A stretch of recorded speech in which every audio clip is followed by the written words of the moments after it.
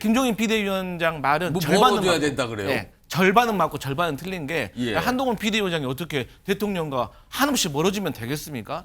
저는 대통령이 잘하는 게 있으면 동의하고 찬성하고 칭찬해야 되고 대통령이 잘못한 게 있으면은 반대하고 지적해야죠. 예. 그게 한동훈 비대위원장의 지금의 최적의 스탠스가 아닐까 싶어요. 대통령이요 아무리 힘 빠져도 예. 대권 주자를 만들어주지 못해도 대권을 끌어내릴 수는 있어요. 지난 그 4월 16일 날 그 비대위원들하고의 식사에서도 내내 재책이 기침을 했다는 건 아니겠습니까? 다만 그럼에도 불구하고 아까 지금 조정은 의원 말씀처럼 두 알 먹고 가야 돼. 두 알이 아니고 네 알이라도 먹고 가서 이 부분에 있어서 앞으로 정말 형님, 동생 하면서 좀 새로 한번 우위를 다졌다고 한다고 하면은 적어도 원팀 정신은 조금 더 회복하고 야당으로부터의 어떤 이간질 뭐 이런 부분을 미리 막을 수 있었을 텐데 윤석열 대통령의 오찬 제안을 거절을 했죠. 그런데요, 이게 어제부터 좀 알려지기 시작했는데 지난 16일입니다. 한동훈 전 비대위원장이 총선 후에 첫 공개 외출을 했는데 전 비대위원들과 만찬을 가진 거예요. 사실 이날은 윤석열 대통령과 홍준표 대구시장이 만찬한 날과 겹치는 날이기도 하거든요. 그런데 날짜가 며칠 지나죠. 3일 지나서 지난 19일 윤석열 대통령이 오찬 제안을 했는데 건강상 이유로 한동훈 전 비대위원장이 거절을 한 겁니다. 앞서서는 전 비대위원들은 만났는데 대통령의 만남 제안은 거절을 일단 한 거예요. 건강상 이유를 들면서요. 자, 그러자 이게 며칠 벌써 지났는데도 지금 국민의힘 내부에서 이런저런 뒷말들이 나오고 있어요. 물론 갈리는 목소리 저희가 두 가지 준비했습니다. 들어보시죠. 건강이 소진됐다는 느낌은 유세 지원을 오면서 만난 한동훈 위원장한테 강하게 느꼈고요. 예. 그래서 그럼에도 불구하고 그럼에도 불구하고 타이레놀 두 알 먹고라도 만나셨으면 더 멋있었겠다. 만약에 저한테 그냥 전화 한 통 걸어서 뭐 할까 말까 물어봤다면 네. 저는 이를 악물고락도 만나라. 저는 그거는 한 위원장이 잘못했다고 생각을 합니다. 대통령의 시간은 굉장히 이 중요한 자산입니다. 그래서 웬만하면은 거기에 맞춰주는 게 그 예의입니다. 그러니까 두 분은 지금 아니 뭐 아프더라도 좀 진통제 먹고 웬만하면 갔어야죠. 이걸 어떻게 거절합니까? 라는 분위기로 지금 얘기를 해요. 약간의 질책이 있는 것 같기도 하죠. 그 안에는. 근데요. 반면에 이분은 뭐 킹메이커라는 얘기도 듣고요. 가끔씩 어떤 인물 보고 별의 순간 이 얘기 자주 꺼내신 분이죠. 약간 다르게 얘기를 합니다. 들어보시죠. 자기가 건강상의 이유로다가 안 갔다 보내면 뭐 본인 스스로가 지금 밥 먹을 기분이 나지는 않을 거라고요. 내가 보기엔 한동훈 위원장이 앞으로 정치적으로 좀 자기 나름대로의 뭐 희망을 가지려면은 네. 솔직히 얘기해서 윤 대통령으로부터 멀어지는 게 좋아요. 진통제를 먹고서라도 만났어야 했다는 주장과 당 밖에서는 뭐 장래 정치적인 미래를 보면 멀어져야 한다. 이런 주장이 따로따로 나오네요. 어떻게 보셨습니까? 진통제 네 알이라도 먹고라도 가셔야죠. 아. 그렇지 않겠습니까? 사실 자유우파 보수를 지지하는 사람들은 그래도 우리 대통령이다라고 생각을 합니다.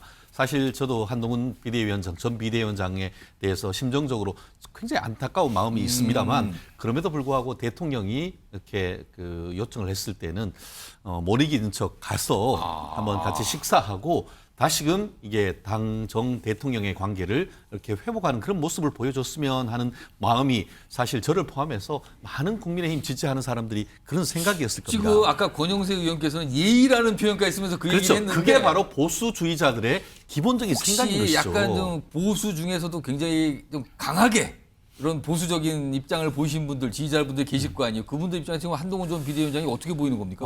그렇죠. 그런 분들 저희도 뭐 댓글이나 이런 걸 보면은 굉장히 그 한 비대위원장에 대해서 좀 비판의 수위를 높이는 그런 부분을 보고 봤는데요. 약간 험한 내용도 있습니다. 다만 그럼에도 불구하고 또 절차나 아니면은 순서에 대해서 비판적인 견해도 적지 않습니다. 순서요?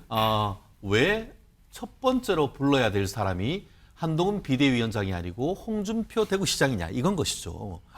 윤석열 대통령께서 사실 여러 가지 조언을 구하고 지금은 이제 그 어떻게 보면 야당과의 협치라든가 전체적인 전국을 논하기 위해서 사실 실제로 불러야 될 분은 한동훈 비대위원장이라고 생각하는 사람들이 대부분일 거 아니겠습니까? 그런데 그 부분에 대해서 홍준표 대구시장을 먼저 부르고 4시간 동안이나 얘기를 했다라는 점에 비춰봤고, 그러고 나서 그 홍준표 시장이 어떻게 했습니까? 엄매 기사라 하면서 그냥 소셜 미디어에서 엄청나게 한동훈 비대위원장을 비판하는 글을 얹었지 않습니까? 배신자, 폐쇄자 막. 그렇죠. 그렇기 때문에 이러한 부분에서 한동훈 비대위원장의 어떤 속이 조금 상했을 그 가능성이 좀 거절한 크겠죠. 배경에는 그 만남이 먼저 있다는 게 작용을 했다고 보십니까?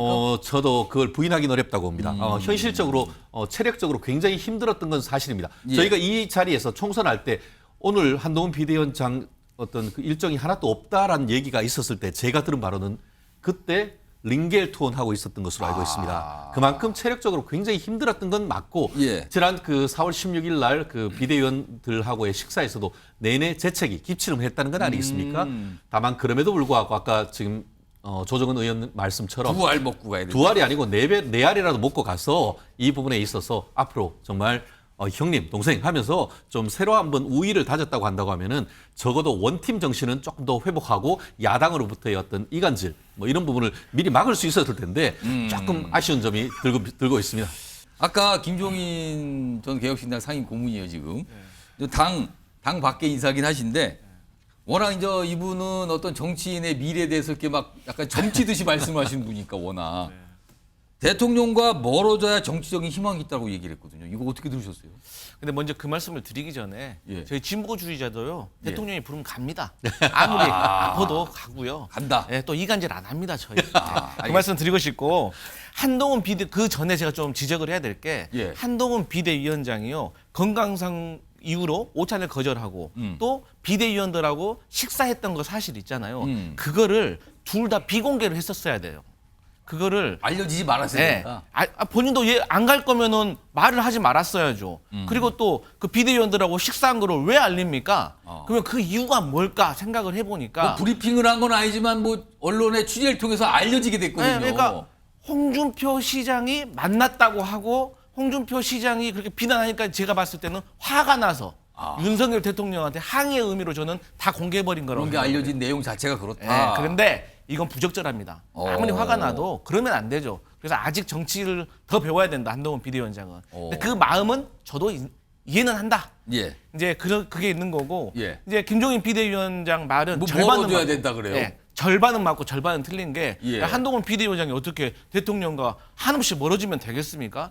저는 대통령이 잘하는 게 있으면 동의하고 찬성하고 칭찬해야 되고 대통령이 잘못한 게 있으면은 반대하고 지적해야죠. 예. 그게 한동훈 비대위원장의 지금의 최적의 스탠스가 아닐까 싶어요. 대통령이요 아무리 힘 빠져도 예. 대권 주자를 만들어주지 못해도 대권을 끌어내릴 수는 있어요. 그리고 무턱대고 무조건적으로 반대하잖아요. 예. 또 무턱대고 막 찬성하잖아요. 예. 당원들도 싫어하고 국민들도 싫어할 겁니다. 그래서 사안사안에 맞춰서 국민의 민심에 맞춰서 행동을 해야지 무조건 반대, 무조건 찬성, 뭐 무조건 멀어지고 무조건 가까워지고 그거 안 좋다 이런 말씀 드리겠습니다.